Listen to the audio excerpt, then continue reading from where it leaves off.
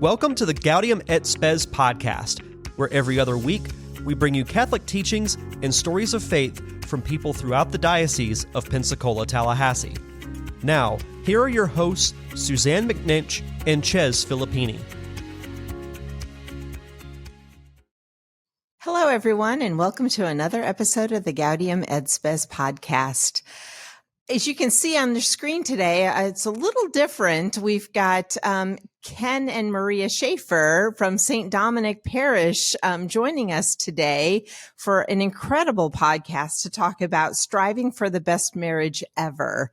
And we're really excited. They were both featured in the Catholic Compass article from November, December 2024. So Ken and Maria, it's great to have you here today with us. Thank you. It's a pleasure to be here with you.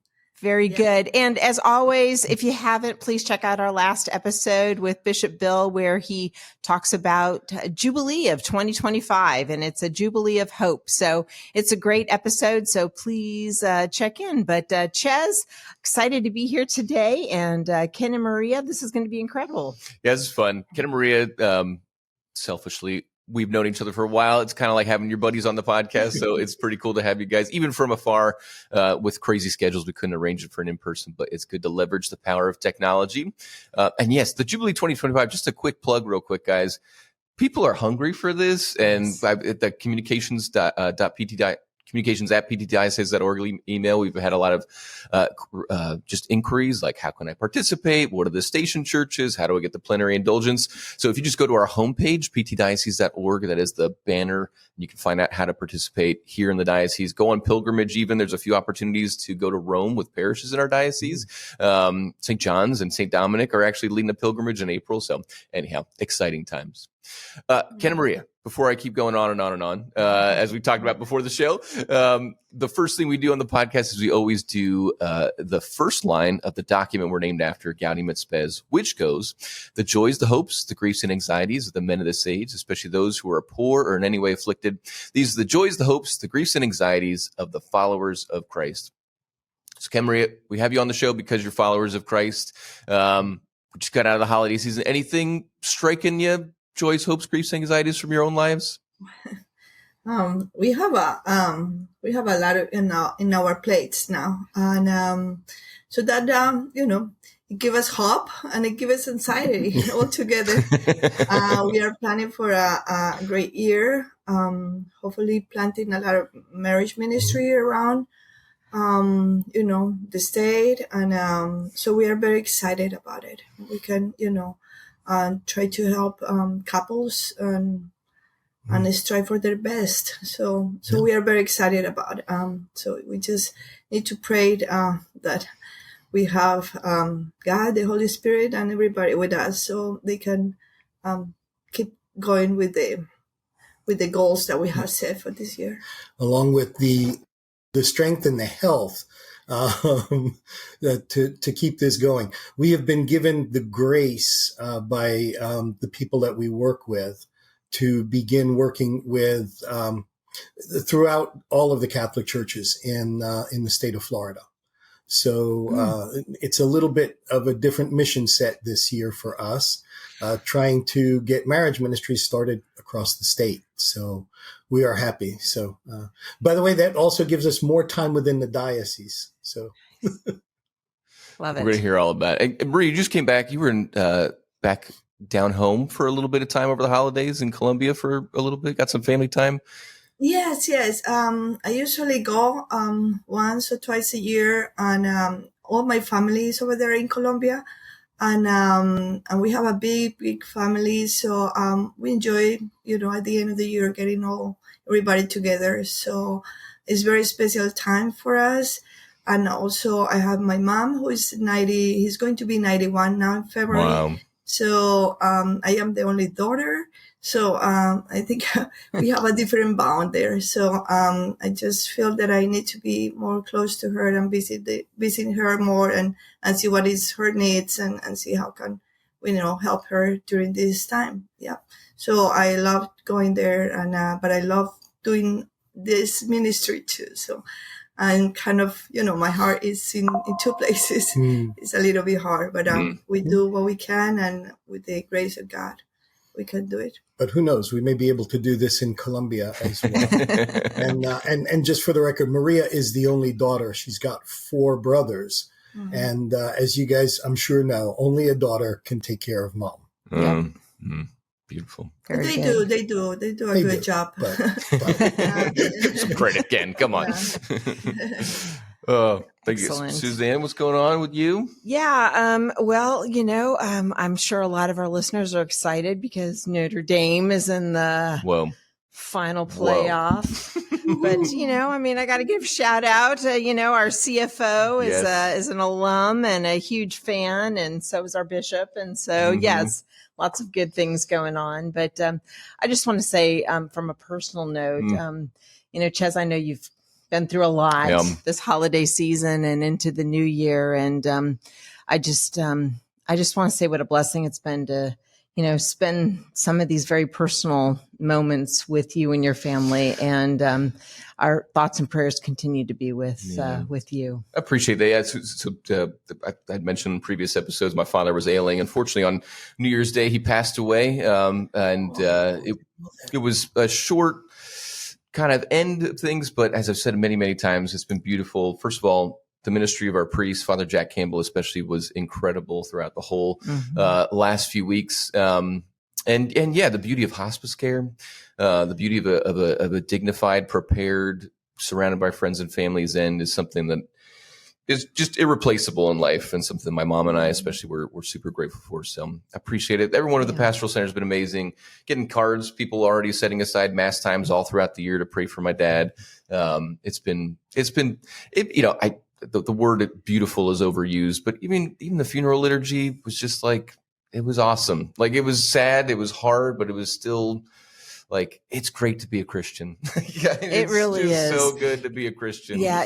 Ken and Maria, we said the rosary before the mass, and Chez and his wife led us in it, and it was just beautiful. But the last mystery Chez did in Italian in honor of his dad. So I was very, very impressed with that. Yeah, it was fun. I wasn't trying to throw my weight around or anything like that, but it was just something, especially his long road, being born in Italy, coming all the way to ending up in Pensacola at the end of his life. It was just kind of a way of tying those ends together. And luckily, the beauty of our faith is it gives us a language, any language you want to pick from. You can express the faith in that language, as you guys know as a couple. And there's just so many things to pull from that, especially in these moments when you're kind of searching for words, you're searching for, what do I do? The church kind of has everything for you.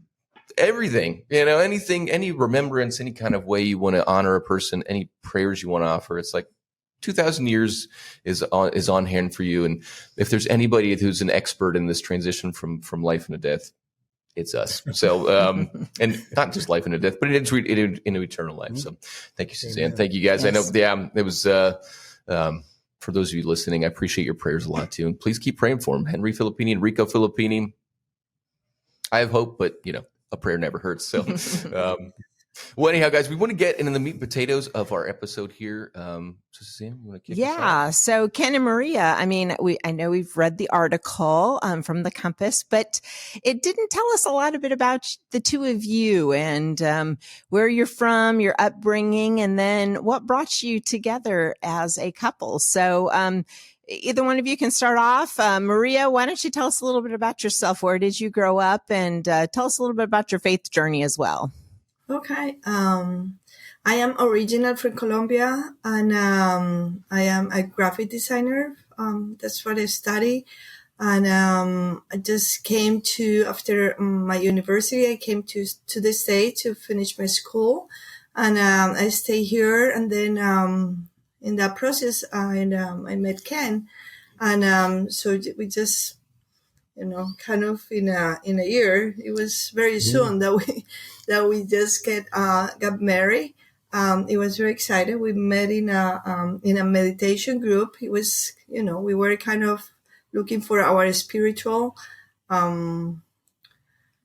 development, I guess, looking more into deep. And I'm Catholic from I'm cradle Catholic, and I went to the school, the Sagrada Familia, from the San Franciscans. And so I've been always, close to God. But at that point of time, I was searching for something else, I guess. And what it turned out, it was that the more we went in that way, in that way, we find out that the true God is what we are, and what we learned since the beginning, where I am from. And so we did get back into the Catholic. We learn more about our sacraments, and I really have the encounter with Jesus after an Emmaus retreat, and I truly fell in love with Jesus. And since then, we just deepen in our faith and grow with it. Okay. My turn? Go ahead, Ken. So I'm originally from northern New Jersey, literally right outside of Manhattan. So kind of like a New Yorker by proxy. I am also a cradle Catholic. My dad was what they used to call in those days a commentator in our church. So the commentators did all of the readings, led all of the songs. Pretty much they were like a one-man version of where we have 3 or 4 people today. And they would also assist the priest. So, we went to Mass every Sunday, and I went to Catholic school. Admittedly, not as long as Maria. I only went through the 3rd grade.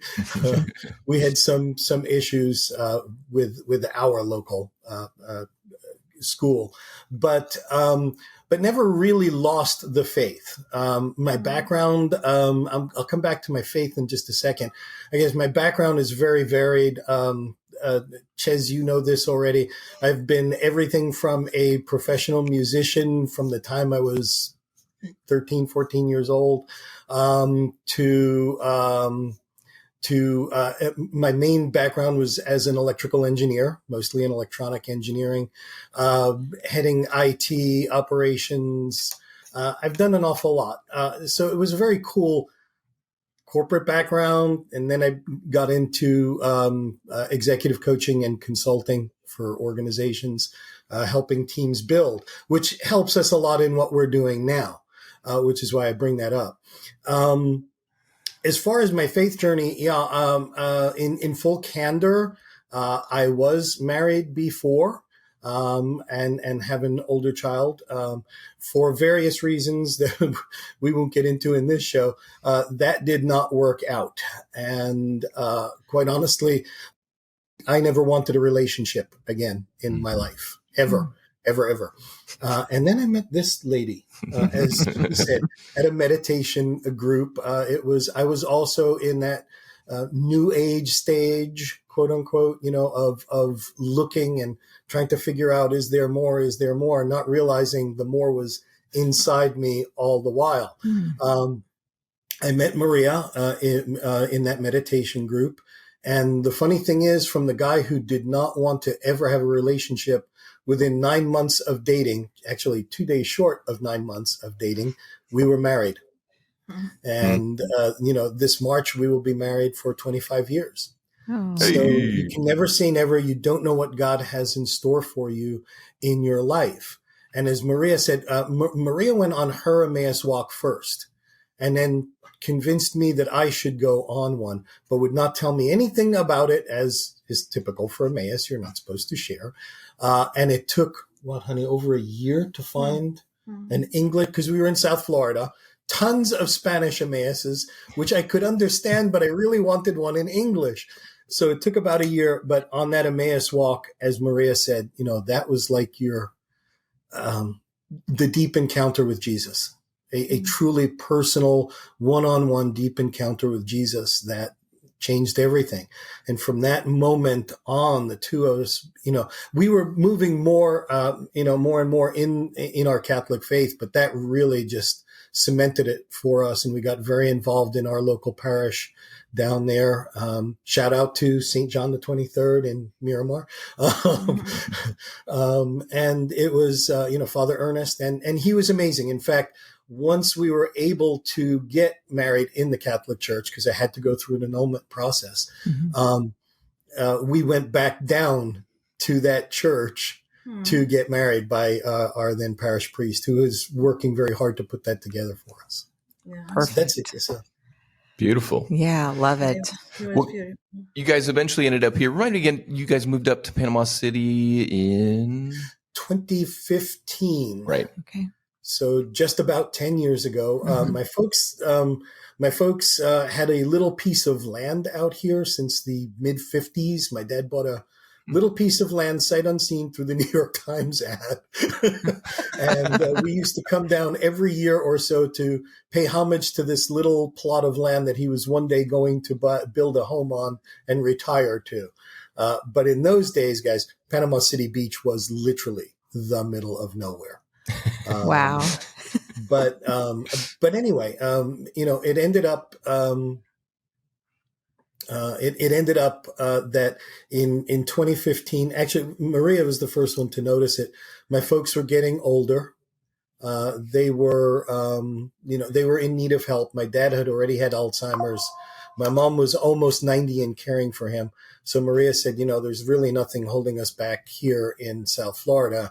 And circumstances just all came together to push us up here and move in with, the idea was originally to get our own place and watch over my parents, but it ended up needing to be here in the house, watching over them. So I can understand, the hospice care and those last few moments with your folks. But they both passed away within, 5 months of each other. Yeah, Back in 2016, my dad passed away. We thought my mom would go on forever because she was like the little Energizer bunny, and her mom lived to 103. So we figured my mom was going to try and beat her. But it was not to be. She passed away during what was supposed to be a simple procedure. And so we lost her too that December. So moving to Panama City then in 2015, you immediately became parishioners at St. Dominic. How did that all work? Well, we didn't. So my parents, when they first moved here, were members of St. Dominic's, but then they became one of the founding couples of St. Bernadette's. And we're very tied in with St. Bernadette here on the beach, which is obviously much closer. But what happened with us was we were going to St. Bernadette's for Mass and supporting them. But there were so many wonderful enrichment programs, not just marital, right? But Bible Timeline, Alpha, I mean, you name it, going on at St. Dominic's, that Maria and I were going down to St. Dominic's because it was this dynamic, parish that reminded us very much of our old parish. And we, at some point, we no longer felt that it was proper to be supporting one parish, but getting your spiritual fulfillment from another. And so we switched our affiliation to St. Dom's. And we do the, whatever it is, 19 mile drive to St. Dom's. It is worth it. I don't want to be prejudicial toward any parish, but of course ours is the best in the diocese. It is not endorsed by this diocesan podcast. That's awesome. And just to give background on your place of ministry, I met you guys 2017. We had the first diocesan marriage retreat. Ken and Maria witnessed the first night of total logistical issues, but it was great to meet you guys there. And then we were connected a couple years later as you guys had talked to me about, you felt a calling to not just ministry in general, but you were discerning a particular call to marriage ministry. And as marriage and family life director, I was super jazzed about this. So tell us about that discernment, where this came from, how you discern this call together. Yeah. I'd say that we were very active in the church and participated in, in everything that the church was offering. So, it came up the retreat for the diocese, and I said, okay, why don't we go? It's, very interesting to go and feed ourselves, our relationship. And we kind of fell in love with it, to get closer to each other. Mm-hmm. And then we saw another opportunity of another class offering also, it was in Fort Walton. I think it was in St. Mary. Yeah, it was in St. Mary. So we went there, and it was the first time that they were going to do it, and then they were going to do it another one in San Rosa of Lima. And a year after, we also went there. And we got into with this group, and so we started developing the love to get the marriage, to develop it, and to help families. More was when we start seeing our son's friends, their marriage and their families, that they were starting to get apart, and they start to get in divorce, and we start hearing all of those stories and how they affect them. And our home was like a... Yeah, we were the safe house. Yes, they get together so that they felt safe. And they were very open with us. Some of them went with us for vacations. Mm-hmm. And so we really felt hard all of the problems that they were living. The pains, yeah. So when, one thing led to another, and I think that was God preparing us to fulfill that part and to get stronger and to help. Yeah. So that's why we develop it, and I think we follow God's will, and it presents all of these opportunities, and we run with it, and it has been great. Truly, we have very great experience helping families. Yeah. Chez, as you said, we were at that first diocesan marriage retreat, which, by the way, was awesome. Regardless of what you think of it, it was great. And it really did start us on this journey. And we were involved in a few different programs, and we had just gotten to a place where we didn't feel that we had found the right thing yet. And we literally, Maria and I, got on the phone and called Chez. Like, who else are you going to call? Well, let's call Chez, right? Who are you going to call? So we got on the phone and we called Chez, and it was a very funny conversation, because we said, hey, Chez, this is what we've been doing, and we don't feel it's the thing for us. And he just literally started laughing, which was very rude, Chez. No, teasing. He literally did laugh, though. He chuckled and he goes, yeah, I didn't think that would work for you guys. But it's funny that the two of you call me right at this moment. I was just thinking about the two of you. The diocese just signed this memorandum of understanding with these Live the Life people, and they do this program called Adventures in Marriage. And I think you'd really like it. Why don't you come out and I'll show you a little bit about it? Well, the rest is history. Chez got us hooked, and we're still with them. Gosh, a little over 4 years on, and and serving couples, and it's been a blessing. And so Chez, not to get sappy or anything, but truly, because of that first diocesan marriage retreat, and then you introducing us to this. This is, you are very instrumental in starting us down this path. Yeah. Yes. Well, I mean, we're not going to get sappy, but this is the beautiful. I mean, I do remember that conversation clearly. It is a clear memory in my mind of the reliance on the Holy Spirit to just move things. And when I met you guys, we hadn't talked for a few years. I loved hanging out with you there, but it's like sometimes the Holy Spirit is just like, all right, I need to just put these people together, get them talking. Otherwise, it's not going to happen. And it was a great moment for me personally, of just like, we are not the architects of ministry. Ultimately, we are the raw materials. And and especially, and I kind of wanted to ask you, because we'll be getting the article here. A lot of Catholics do feel calling callings to ministry as individuals. So they'll teach individually. They might, a husband might, lead a Bible study. A wife might lead a catechism class or something like that. Very few times do you see Catholic lay couples ministering together, and especially in marriage ministry. And look, guys, guilty as charged. I'm the marriage and family life director. My wife and I do limited things together. We have the excuse of 4 young children that make it difficult, but it's hard. It's hard to present together. It's hard to get your story straight. It's hard to play off each other and stuff. So you tell us how, when you started doing this, how did you just come like a duck to water, or is it a learning process? How was it for you guys? Not at all, I don't think. No. So in the beginning, when we started at least working with Live the Life and Adventures in Marriage, which is more of a together presenting opportunity, we did so. There was another couple living in the area.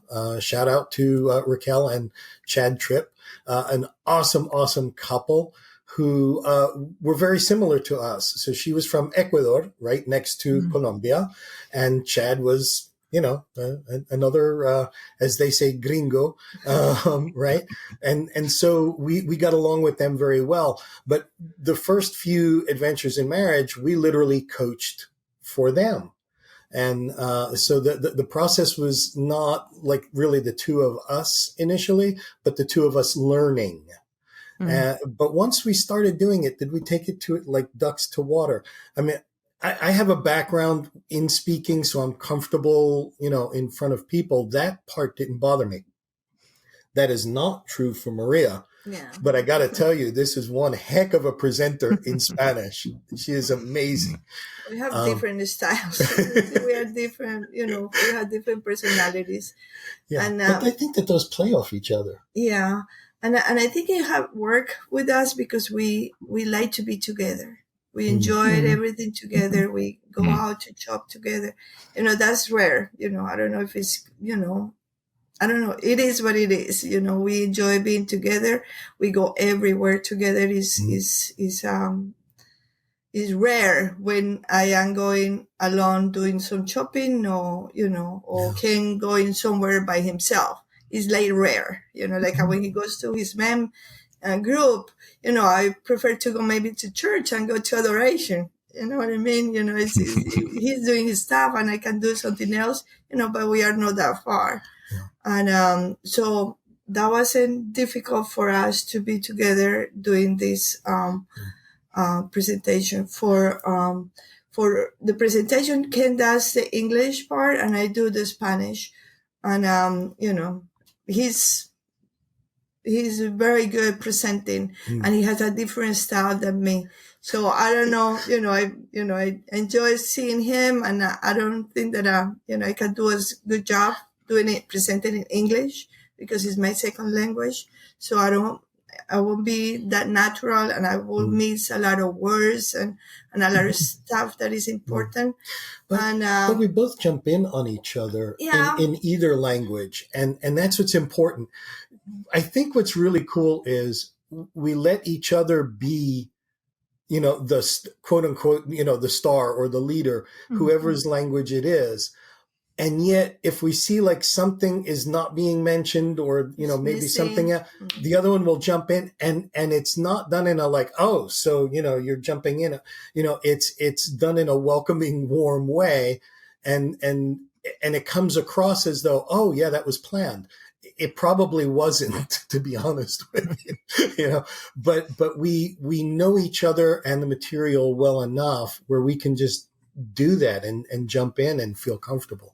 And people appreciate it. People appreciate it, when we both talk and when we do the exercises together. And, you really need to be yourself presenting so that people can really relate with you. This is something real. This is what happened in life, in marriage. Yeah. So, and we don't hold back. I mean, when we're discussing, items that they would be discussing, we talk about, things that are going on in our life. If you want them to learn to be authentic with each other, and I realize this is probably getting far afield from your question, but, if we're not being open and honest, how do we expect them to open up and be open and honest with each other? You got to. We're imperfect. Lord knows I make tons of mistakes. She makes very few. That's not true. Very good. Well, I really enjoyed reading the article and especially just hearing about all the lives that you've touched, all the different couples that you, by your own testimony and your commitment and dedication, yes, through you though, have made a difference in people's lives. Something like a marriage retreat, to a couple who's been married for 20 plus years may seem like, nothing I really need to do. We know each other by now. Everything's fine, that sort of thing. But I see from your faces, you're like, no. There's always opportunities to grow in your marriage. So can you kind of tell our listeners out there, especially those who may be skeptical about, participating and doing something like this? And, a lot of people are afraid to share. A lot of people don't want to open up. A lot of people are just comfortable with, how it is right now and don't think that there needs to be anything better out there. But I know that that's different. So can you tell us a little bit more about that? So I'm sorry, baby. No, it's fine. First of all, we don't know everything. I will tell you that we have had at least 1, 2, 3, 5 couples married over 50 years in our classes. And the one that was the funniest was a couple that was married 58 years at the time. And he came in and just said to us, we're just here to be an example for the young ones so that they would come, don't worry about it. And I said to him, you know what? You're going to be surprised. You are going to learn something because no one teaches us everything about communication. No one. And you're going to learn something. He goes, yeah. Well, anyway, short version of the story, 6 weeks later, here's this man who's much older than me, but also towered over me in height, bending down to me and saying, you know what? You were right. We learned a lot. Not that it would make a difference. We'd still be married 58 years, but if we knew this stuff, it would have made life so much easier. Yes, no one teaches us to communicate. So that said, we also, at least in the Adventures in Marriage course, and in most courses that I know of, no one asks you to get up in front of the group and share your heart or what's going on in your marriage, or that is between the two of you. Now, will we coach you through a skill? Yes. And make sure you don't go off the rails with the skill. Because like I say, a skill is like a tool, right? I can take a hammer and I can frame an entire house with the hammer. Or I could take that same hammer and do some very terrible things to someone with, right? So it's the same thing with communication tools. You can use them properly or you can weaponize them. So we make sure that they do that. And honestly, most people have a really good time with it. They learn communication skills that they didn't know. Yeah, and it's and especially Adventures in Marriage, the way the program is presented is very it's fun and it's short and it it has the PowerPoint and it has video. It have exercise that everybody do by themselves and then they share with the couple. So it's very active program. So people enjoy it. It's no bore and and we also say it's male friendly because every exercise has a beginning, a middle. Oh yeah, and we don't leave it open ended. It's got an end, which is what the guys like. So it really is. It's most of these programs, and we just learned something the other night. You remember this? I had no idea. We've been using the term marriage enrichment for so long, thinking it's a softer way than saying, this is for troubled marriages or which none of these are. They're for marriages at every age and stage, even if you're getting along wonderfully. You learn things about each other and you grow closer, and you can always grow closer. There is no such thing as the perfect couple and the perfect relationship. But what we learned from people just the other night was that they take the term enrichment to mean, oh, we're in trouble. and we need fixing. So now we've no idea what to call these programs because we literally learned that people were very trepidatious about coming to a program that was called a marriage enrichment program. Yeah. Mm-hmm.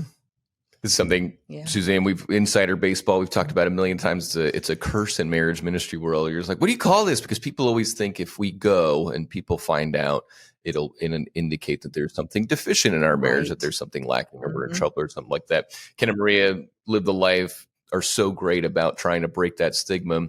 So maybe Ken and Maria, if you could tell us again, for you've served, hundreds of couples at this point in time, and I know you don't get to spend time with each one of them, but for the average couple, how does a little bit of communication skill building and a little bit of understanding one another, what fruit does it produce? How do you see couples go from here to here in their relationship? What are the outcomes? What are the bumps along the road that you see? I have heard, from couples that we have done the Adventures in Marriage, a few years ago. And sometimes, hey, I use it and it's great. And it really have helped us. So each couple has, like their own tool that works with them. It is like everything. Like if you read a book, you only remember just this part. So it's the same with, Adventures in Marriage. You go through it and it's very exciting. You learn a lot, but at the end of the day, you keep something from it. And if they apply it, it will help them. So like the daily temperature reading, is a very easy tool to use, and they really help. So I have heard from couples that have done it before and they use it and it helped them, they go in their life and they forget, but then when they feel that they are something that not going on right, so they go back to it and apply it, and it helped them. We have witnessed everything from that was good. Okay. All the way through, over the years, literally torn up divorce papers. It really just depends. We've seen the entire gamut. I will say this, what going to any marriage program will do for people is to allow them the time to slow down and concentrate on each other, even for only those moments that they are in the class. Now, we try to teach them to do it beyond the class, right? Because life gets in the way. Oh, my phone is being used anyway as my camera. But I would say, you take your cell phone and, oh, I'm sorry, I'm covering your face. You take your cell phone and that takes so much time away from people these days, right? Or your job or whatever. And people forget the order, right? It's supposed to be God first, a couple second, then your children and family, not the other way around, and then work and social and everything else. But too many couples end up flipping that. And we understand that in today's world, right? The job and all of the social pressures come first, and then we got to take care of the kids. And then if there's time, we'll take care of us. And on Sunday, we'll go for an hour and check a box, regardless of what religion you are, right? And we see that happening too often. What this does is it helps couples focus again on themselves. And if they can learn some form of communication technique that opens up for them that drift that occurs from society, right? Pulling our time away from each other, that drift is lessened. There's a great program, there's a million marriage programs out there, but there's one from a group called Grace Marriage. And one of their exercises in that is literally called the drift exercise. And they'll ask people, hey, if you've, haven't had, take a step forward for every meal you haven't shared together this week, or take, 2 steps if, your cell phone's a distraction, or if you've taken it to bed. And by the time they're done, these people are literally on opposite sides of a gymnasium, right? And then they turn and it's like, okay, now how do you feel? Ooh, I'll do anything I need to get back. And then they'll say, well, if you can do this and you can do that, and people do get close. But that is a great demonstration of exactly what happens every day in our lives, and especially between couples. We need to be intentionally to get together, because otherwise life comes to you and you just go with life. There is so many things, so many distractions, and and the financial is stressful, that the work is stressful. But if you don't intentionally get together with your spouse and claim that time that you guys have and nursery, then it fall apart. Yeah. There's an expression, and there's a million versions of this, but one that we use is, you need to talk daily, meaning intentional. Stop, look eye to eye, right? And talk with one another. Talk daily, date weekly, get away for a weekend, every month or two, and then vacation once a year or two, depending on your finances, right? The last two. Now, and a date doesn't, we sit there and we say date weekly, and people are like, well, it's expensive. No, we didn't tell you to go out and blow a lot of money, right? You can go get a slice of pizza and, a Coke and sit down somewhere. Us Italians, we're always thinking about pizza, right? But no, you can, literally, those are some of Maria and I's most fond dates when we were dating. We were in South Beach. We would literally go get a little pizza and 2 Snapple iced teas and go sit on the jetty rocks and look at the cruise ships leave. It was inexpensive. It was great. And we were with one another. It's just going back to those times and enjoy a walk, in even the park, or going shopping together, or just go for that often causes fights. Not everybody's like us that likes to shop together. Just find your core and do it together. Doesn't have to spend a lot of money. It's just to have a small time together that is precious to connect. Yeah. And as you guys talk, this clearly, this is proactive steps to, you don't want to say avoid, because conflict avoidance is impossible in marriage. It is to build a solid basis, a connectivity that you feel that gets you through, especially those times that you don't let your marriage kind of dissipate into silence or routine. And then when the big ticket items come, you find you have no ground to stand on. You need to build the ground continually. So it's like, well, you know what? A lot of pizza and Snapple dates can do a lot of good that when, the financial stressor comes, or, the illness comes, or even a personal offense against one another, you got a lot of ground, got a lot of cash in the bank, to help you through those moments. And that's, in my experience with you guys are teaching those proactive, constant tending to your marriage, techniques. That's what we try to do. You not only have to have the familiarity, what you've got to build up is the trust that you can talk to each other about virtually anything. And be vulnerable. And to be yes. And that's probably one of the hardest ones, is the vulnerability, right? Because and it's yourself. Harder with the men, usually. Now I'm generalizing, but it tends to be harder with the men because they're taught not to be, right? They're supposed to be strong no matter what. Wrong. We need to take Jesus as our example, and we don't necessarily do that as men, right? We'll look for a stronger character. Not that Jesus was not strong, right? We know he went, and overturned all of the money changers' tables, and he could have his moments too. But to have that vulnerability and that openness, he was open with his apostles about everything. We need to do that, right? The apostles, the church was his bride. We as men need to do that with our bride, to be open and vulnerable and let them know everything that's going on. Yeah, great.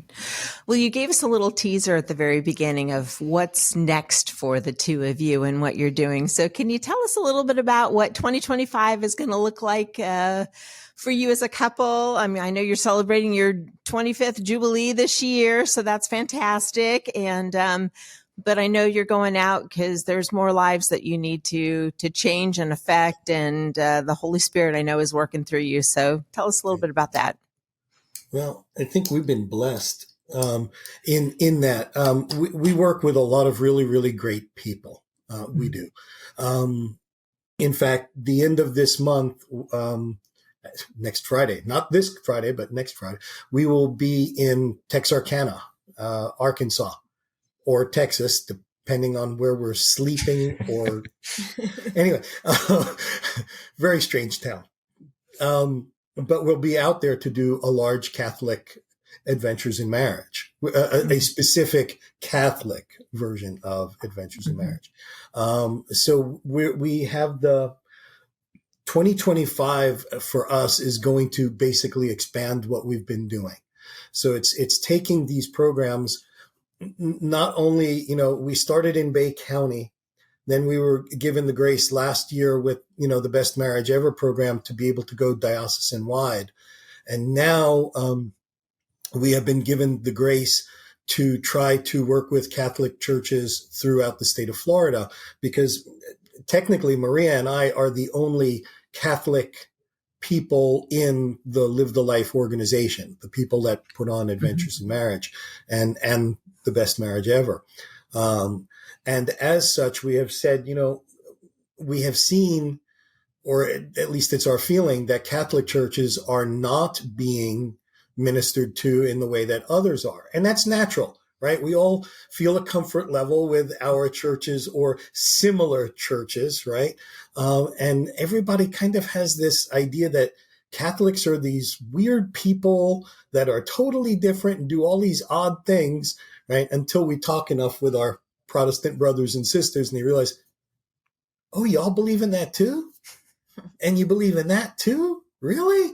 And we had no idea. Yes, we're not different. We're all Christians, right? We are all, and we're all trying to bring people closer to Christ. And as such, we're trying to bring couples closer to Christ. But we do have that comfort level, being cradle Catholics, to be able to walk into Catholic churches and dioceses and talk to them, in different parishes, deaneries, whatever, and talk to them about programs to enrich marriages. So 2025 is going to see us probably doing a lot more travel, concentrating a lot more on our faith, and honestly, probably helping us a lot even in our own faith journey through this, in spending that much time, with people of our faith. It's also going to see us bring another program. Actually, several programs. So there are several new programs, but one uniquely Catholic program that we will probably be bringing into the area. So it's there's a lot, And we see as well that marriage ministry is now very strong in the churches. So it's like that little piece that is missing. We have a lot of youth programs, but we don't have a lot of for marriage. And so we see the need. We see the need that we have that knowledge that we can help. So if we introduce them to one of the programs and they like it and they see that they can be feeding more, that they get hungry for it, then they can develop their own group and they can develop their own marriage ministry and go from them to feed their community. So if we are that little bridge to help them go further into their relationship, the marriage gets stronger. That way the family is stronger and the community then gain. Exactly. Chez, I know you've read this book, and forgive me for getting up in the middle of it. It's called Endgame. Oh, it's good. For anybody that has not read it, basically what it says is, the conclusion is, it's like the church spends a fortune on youth, rightfully so, right? We need strong youth. And what does the church spend on average on marriages? And literally the answer is that goose egg. Exactly. Goose egg. We spend nothing on it. And as, John Van Epp and JP DeGans point out, that's like trying to put out a fire by aiming the hoses at the smoke. right? You're putting out the smoke. Yeah, you're spending a fortune on the smoke, but you're not taking care of the source of the issue. And the source of the issue with children's issue, if you build a strong marriage, I'm going to just put it that way.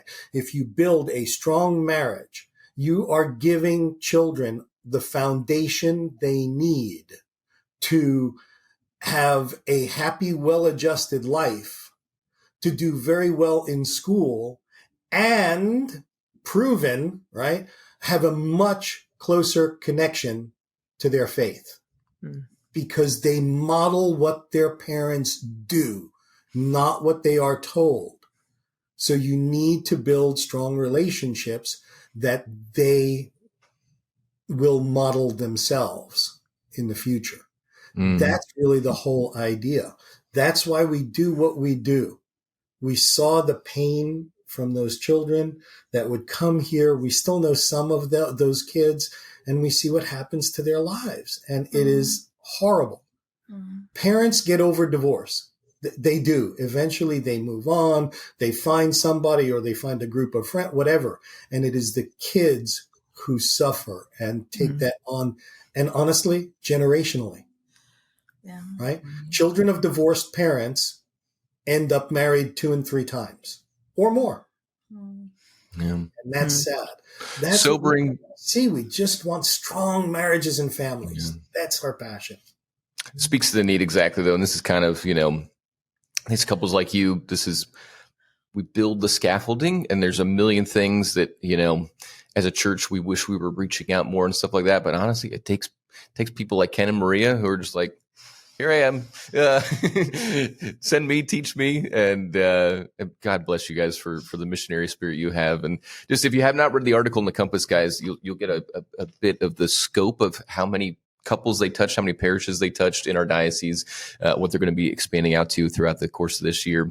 You guys ready can I do the big promo right now for please visit. But yeah, guys, marriage ministry is alive and well in our diocese thanks to Live the Life's efforts. You can go to livethelife.org and see all of their efforts. They are based in Tallahassee, but reach all across the Panhandle in both Catholic and non-Catholic contexts. We also have, from a strictly diocesan perspective, we've got the Diocesan Marriage Retreat Part 7 coming up at the end of March. Bishop Walk will be there, as well as a great speaker, Mario Schaefer, will be on the beach. So check that out. We've got our Jubilee Masses, which I think you guys are signed up for in February. And then our couple prayer series, which is another kind of marriage enrichment communication opportunity, teaching couples to pray. That's already going on. We've got more than 40 couples signed up across Pensacola and Tallahassee. So it's happening, y'all. ptdiocese.org. You can see all these things, but we need more. We need more. We need a lot more parishes to see the value and the beauty of this. And absolutely. Thank you so much, Ken and Maria. We really, really appreciated you guys being on today. And we'll continue to pray for you in your journey, and look forward to all the lives that you're going to continue to touch. Thank you. We really appreciate you guys, truly. You guys are awesome. Thanks for taking the time. Guys, for our listeners, we're going to be back here in 2 weeks' time. We are kicking off a new series. Last year, if you were journeying along with us last year, we did a 6-part series on the corporal works of mercy. And if you didn't know, there's a flip side of that, which are the spiritual works of mercy. And we're going to be kicking that off. We have a ton of amazing episodes that explore how you can enact these in your lives, especially in this Jubilee year where the Pope is calling us to engage more in spiritual works of mercy. So we'll see you back here in 2 weeks' time. Thank you for tuning in today to the Gaudium et Spes podcast. If you would like to know more about our podcast, please visit our website, gaudiumετspes.net, or go to ptdiocese.org and click the button that says podcast. If you listen to the audio version from an app such as Apple Podcast, Spotify, or iHeartRadio, be sure to rate, review, and comment. If you watched us on YouTube, be sure to like and subscribe or leave us a comment there as well. Thank you for joining us.